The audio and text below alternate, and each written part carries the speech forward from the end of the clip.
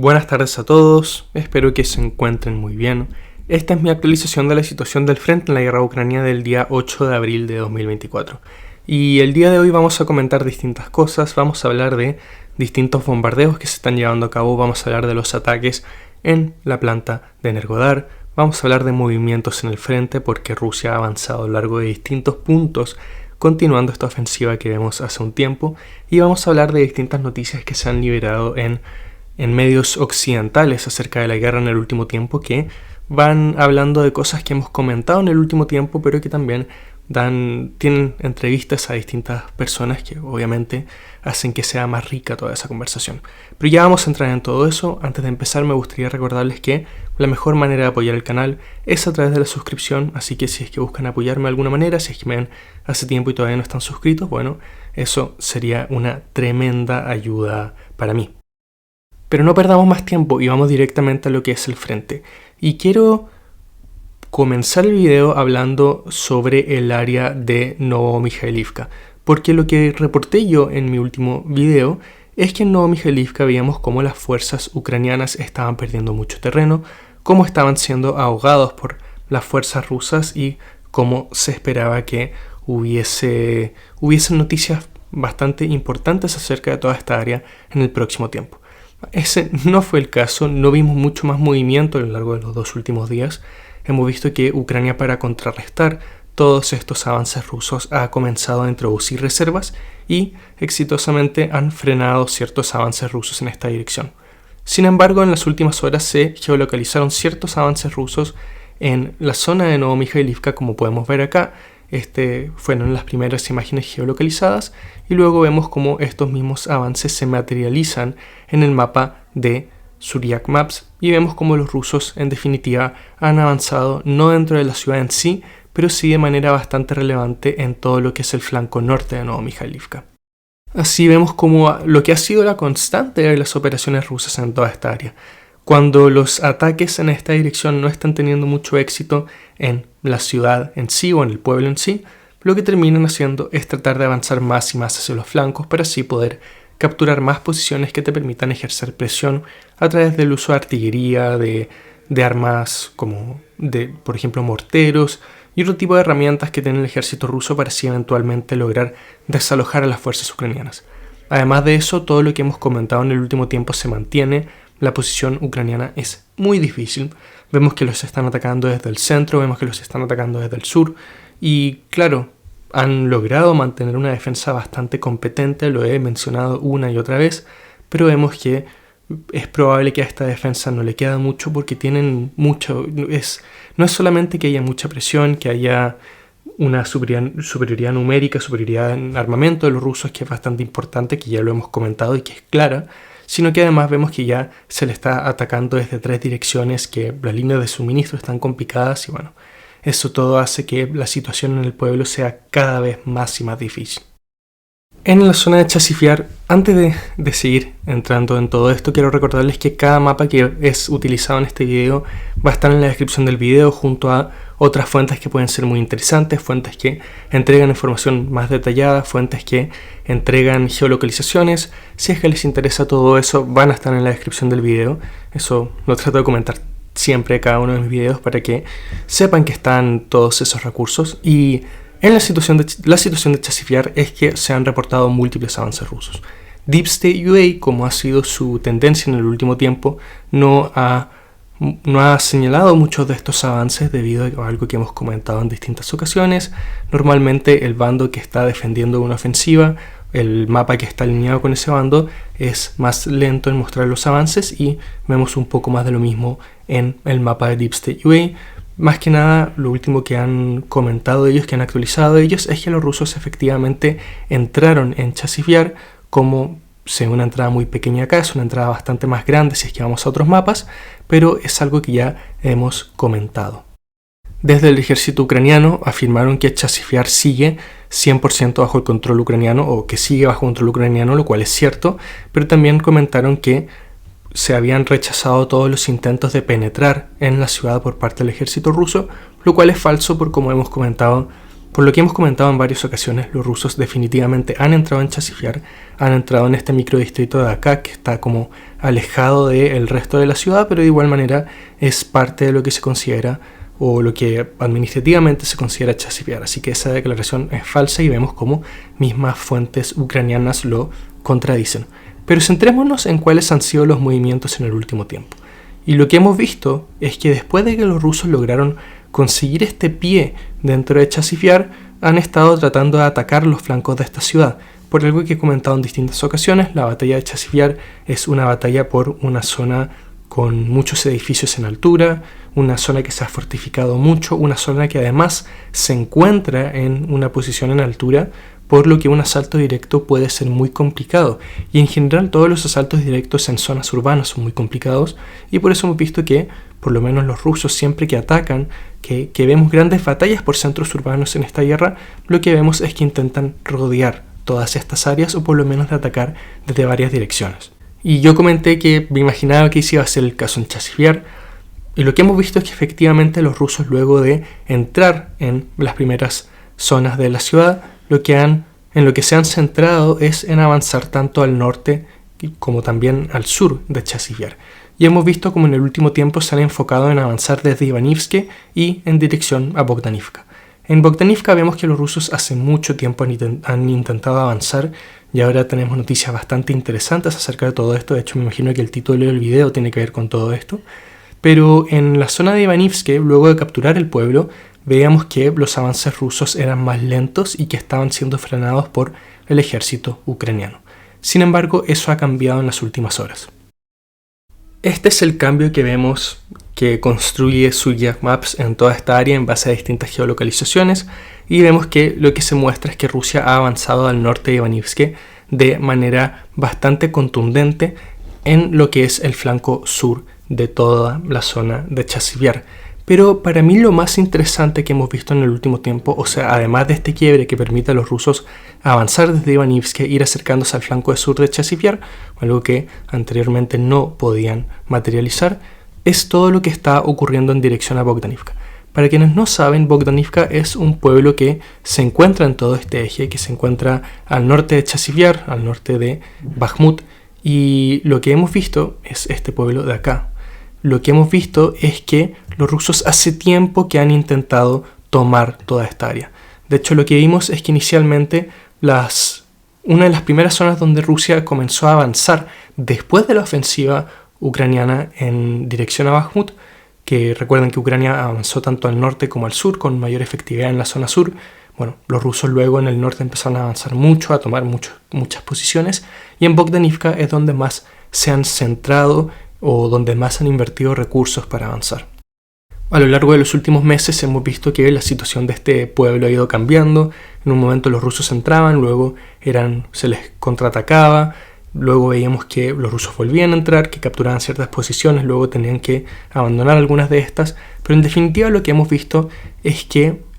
luego, o por lo menos en los últimos 3-4 días, los ataques rusos se han intensificado bastante y hemos visto cómo los rusos han comenzado a avanzar a Bogdanivka desde el sur. Anteriormente estaban atacando, habían entrado en la zona norte del pueblo y desde ahí iban bajando dentro del pueblo en sí, pero nuevos avances rusos los dejaron en posiciones muy favorables en el sur de Bogdanivka para hacer presión contra este pueblo, y hemos visto que desde estas mismas posiciones los rusos han logrado avanzar. Específicamente se han geolocalizado estos avances por parte de las fuerzas rusas en la zona de Bogdanivka, esta imagen de acá que podemos ver, y ahora en definitiva lo que se ve, si bien distintas fuentes rusas han señalado que han logrado capturar todo Bogdanivka, esto se contradijo por las imágenes geolocalizadas y por otros mapas como el de Suryak Maps, que lo que muestran es que los rusos mantienen un 95% del pueblo. No han capturado 100% Bogdanivka, pero ya está prácticamente bajo su control. Vemos que la zona gris es bastante limitada y que las zonas de control ucraniano son también bastante limitadas. Y si es que los rusos llegan a capturar Bogdanivka, entonces veríamos una victoria muy importante por un pueblo en el cual se ha estado combatiendo hace mucho tiempo y que puede abrir a Rusia todo lo que es el flanco norte de Chasiviar. De hecho, lo que hemos estado viendo en el último tiempo es que las fuerzas ucranianas se están trasladando ya, abandonando Bogdanivka y las posiciones aledañas para ir al pueblo de Kalinivka, que es este de acá. Y desde Kalinivka, ahí es donde podríamos ver que hay una mayor proyección de amenaza por parte de las fuerzas rusas hacia Chasiv-Yar. Desde Kalinivka vemos que los rusos efectivamente pueden ocupar posiciones bastante cómodas que los dejan prácticamente al lado de Chasiv-Yar, posiciones que pueden utilizar para lanzar propias incursiones hacia el norte de la ciudad o también simplemente para ir bombardeando las posiciones ucranianas, lo cual todo tiene que ver con lo que hemos ido comentando anteriormente, con esto de avanzar en los flancos de estas ciudades y quizá, quién sabe, desde Kalinivka los rusos van a no querer centrarse en Chasiv-Yar en sí, pero en sí en sus flancos para cortar líneas de suministro, etc. La verdad es que se les abre un abanico bastante amplio de oportunidades para explotar esta situación y para tratar de presionar más y más a las fuerzas ucranianas. Pero cómo se desarrolla todo esto todavía está por verse. Lo cierto es que Ucrania se está preparando para la defensa de Kalinivka. Los rusos todavía no comienzan sus ataques en esta zona. Hemos visto distintos bombardeos, pero en mi opinión, y por lo que comentan distintas fuentes, todo apunta a que los combates van a ir hacia esa dirección. Y en general, en términos más macro, lo que vemos es que se mantiene Chasiv-Yar como la zona de combates más importantes en toda el área de Ucrania hoy en día. Especialmente en las últimas horas, vemos que los rusos realmente se están preparando y están tratando de avanzar en distintos flancos para eventualmente comenzar lo que es la batalla por la ciudad, donde Ucrania lo que va a intentar hacer es, si es que no puede defenderla, es tratar de desgastar lo más posible a las fuerzas rusas, tratar de causarle la mayor cantidad de bajas posibles y tratar de comprar la mayor cantidad de tiempo posible defendiendo toda esta zona. Y va a ser una batalla muy interesante, hay ciertas dinámicas que van a hacer que esta batalla sea una de las más importantes de la guerra. Lo he comentado en distintas ocasiones, pero Chasiv-Yar es clave para todo el resto de la batalla por el Donbass. Chasiv-Yar es una zona que Ucrania ha fortificado un montón. Es una zona que goza de una posición topográfica muy favorable, pero también hemos visto distintos elementos de la Fuerza Aérea Rusa, como las bombas FB-500, como ataques de cobertura directa en el último tiempo en toda esta zona, que nos marcan que lo más probable es que la defensa antiaérea en esta zona es bastante débil, y eso la verdad es que puede anular muchas de estas fortificaciones y muchas de estas posiciones, como lo vimos en algunos momentos en la batalla de Avdiivka. Pero eso la verdad es que todavía está por verse. Yo lo he comentado, pero francamente estoy bastante emocionado para lo que pueda traer esta batalla. Obviamente entro no emocionado porque es una batalla que va a significar muchas bajas para ambos bandos y obviamente son algo que nadie quiere, pero muy emocionado desde el punto de vista del análisis, qué cosas se pueden aprender, qué cosas se pueden estudiar. Eso todo va a ser muy interesante y habrá que ver cómo se va configurando todo esto. La batalla de Chasiv-Yar ya comenzó debido a que los rusos ya entraron en la ciudad, pero todavía nos estamos acercando al cual va a ser su punto más intenso. Ahora pasemos a todo lo que tiene que ver con Terni, porque si bien recuerdan, esta zona causó bastante controversia porque fuentes rusas comenzaron a afirmar que finalmente habían entrado en este pueblo. Pero como hemos comentado en el último tiempo, esta información se ha ido anulando y, por ejemplo, Divyen ya no muestra todo esto. Pero más allá de eso, se han geolocalizado distintas imágenes por parte de distintos ataques ucranianos o de contraataques, mejor dicho, que incluso geolocalizan que, como podemos ver acá, las fuerzas rusas han perdido terreno en dirección a Terni. Y esto también lo podemos ver en el mapa de Suryak Maps, si es que nos vamos, demos un segundito, si es que nos vamos a su mapa, porque podemos ver que efectivamente con estas geolocalizaciones se muestra que algunos de los avances que tenían los rusos que los dejaban en las puertas de Terni incluso hicieron ahora que perdieran terreno. Así que no solamente vimos que esta información de que los rusos habían entrado en Terni era falsa, sino que lo que vimos es que incluso los ucranianos lograron lanzar contraataques efectivos, lograron destruir ciertas columnas, imágenes que mostré en mi video anterior, que muestran que los rusos no tuvieron éxito en esta área y que incluso han perdido terreno. Y la última zona que me gustaría comentar del frente tiene que ver con toda el área del sur de Avdiivka, específicamente con el área de Pervomaivsk, porque hemos visto que los rusos luego de capturar Bodiane, han mantenido un avance al norte de esta área. Este es el avance que muestra el mapa de Suryak Maps de toda esta zona, que los rusos han avanzado al norte, pero también hacia el noroeste de Bodiane para acercarse a Netailove, pero quiero mostrarles acá las imágenes de las geolocalizaciones que se han liberado que confirman estos avances. Y en esta posición de acá, de hecho, se puede ver mucho mejor, en mi opinión, cómo los rusos se han ido acercando a Netailove, y quizá esto tiene que ver con algo que he comentado anteriormente. Estos avances desde Bodiane quizá tienen como intención ir flanqueando las posiciones ucranianas en Pervomaivsk, que ya les quedan pocas y ya vemos que los ucranianos las han ido abandonando para llegar a Netailove, que es este pueblo que está acá, pero también este eje de avance puede ir directamente ya en contra de Netailove, con la idea de eventualmente entrar en este pueblo lo antes posible. Eso todavía está por verse, pero vemos que la batalla por Pervomaivsk ya está cerca de terminar, la batalla por Bodiane ya terminó con victoria rusa, y estamos viendo que estos nuevos avances pueden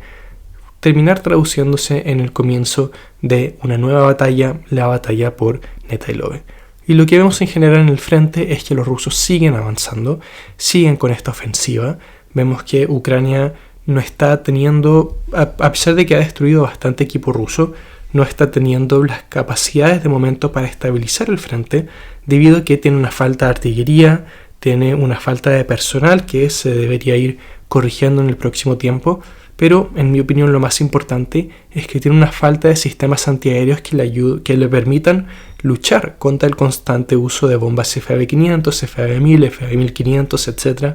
que estamos viendo por parte de la Fuerza Aérea Rusa, elemento que, como he comentado una y otra vez, se está volviendo en algo fundamental para esta guerra y se está volviendo en un arma que los rusos están utilizando de manera constante, tremenda, en prácticamente todos los lugares del frente, para ir desgastando fortificaciones ucranianas que, si no fuese por esto, serían más duraderas. Pero algo bastante llamativo, que también he comentado en el último tiempo, hablé del potencial que tiene todo esto, es que tanto en las regiones de Kharkov como en la región de Sumy hemos visto que los rusos están utilizando estas bombas para atacar posiciones del ejército ucraniano, o no posiciones del ejército ucraniano, pero distintos puntos de depósitos, de energía, etc.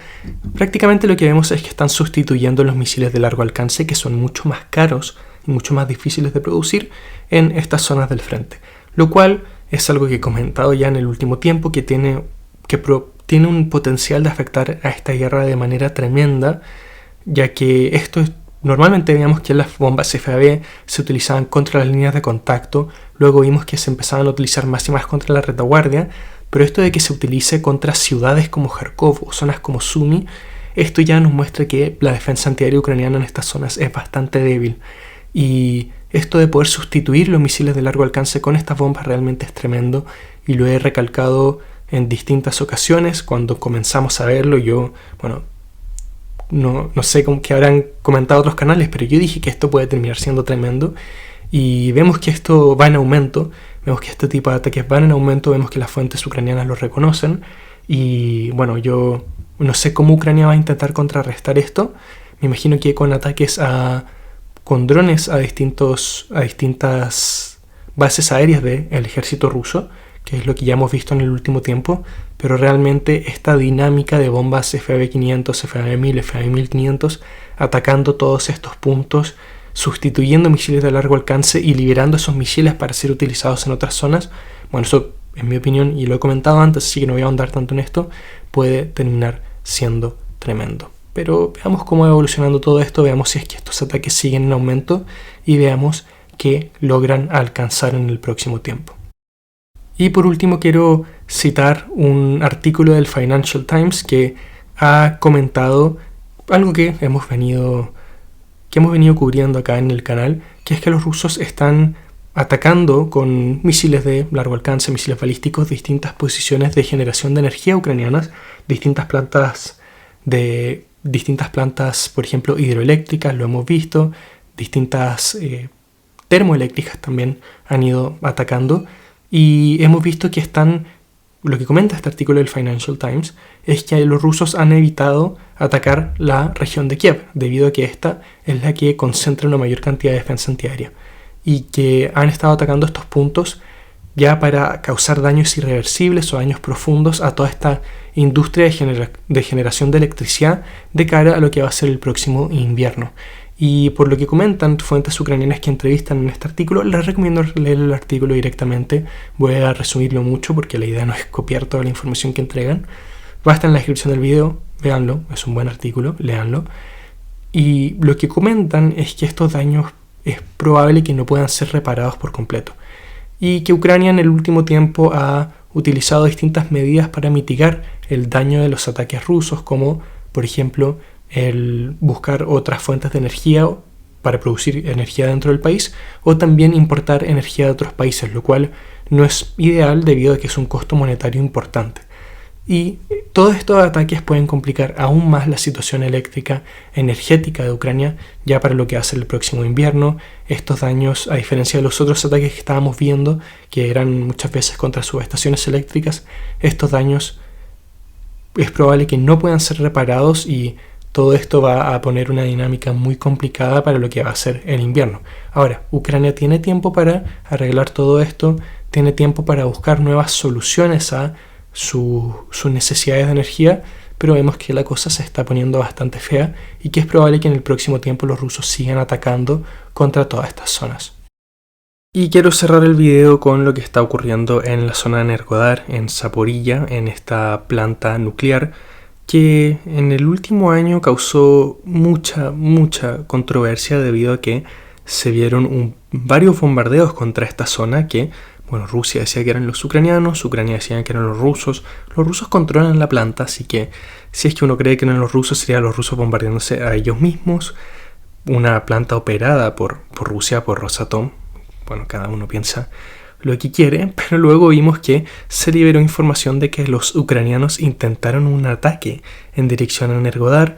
Los rusos lo reportaron, algo que no fue cubierto en medios occidentales hasta unos meses después, donde vimos que sí, esta noticia fue recogida por distintos medios internacionales, donde se hablaba que el plan ucraniano fue interceptado antes y que todas estas tropas que intentaron lanzar este ataque, bueno, fueron sorprendidas y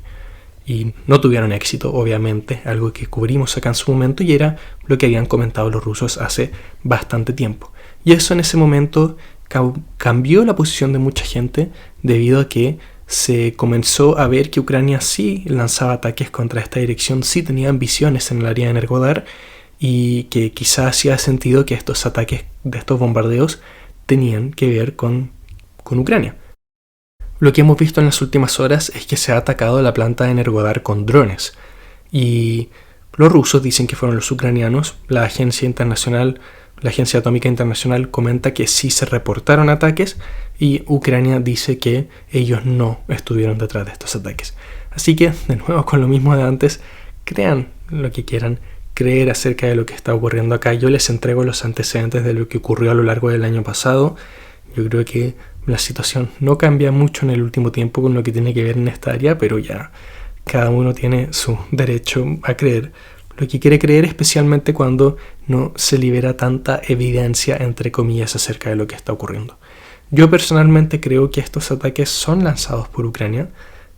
Esa es mi posición. Ustedes pueden estar en acuerdo o en desacuerdo, pero lo digo más que nada en base a la actitud, a lo que hemos visto en esta zona en el último tiempo, y debido a que la verdad es que no veo el sentido de que Rusia ataque una planta que ellos mismos controlan. Ya sé lo que va a decir alguien, bueno, un ataque de falsa bandera para que la comunidad internacional condene a Ucrania, etc. Pero lo vimos a lo largo de todo el año pasado y la comunidad internacional nunca condenó a Ucrania. No los condenaron cuando se vio esta incursión en Energodar, no directamente hacia la planta, pero hacia el pueblo que está al lado, y no se les condenó en su momento cuando retrasaron el convoy de la Agencia Atómica Internacional, la Organización Atómica Internacional, a lo largo del año, no me acuerdo si fue 2023 o 2022. Así que yo creo que la comunidad internacional nunca va a condenar a Ucrania por estos ataques, así que no veo cuál sería el propósito de lanzar ataques de falsa bandera. Pero esa es mi versión, no tienen por qué estar de acuerdo, pero esa es mi lectura de todos estos ataques, y por eso yo creo que es Ucrania quien está atacando, porque no le veo sentido que los rusos ataquen su propia posición, la propia planta que mantienen, que cualquier daño puede causar mucho, puede causar una situación bastante mala para las tropas rusas que están en toda esta zona, una planta que Rusia está operando, etcétera, etcétera. Pero eso ha sido el video de hoy, muchas gracias por ver, espero que tengan una muy bonita tarde y que nos vemos mañana. Adiós.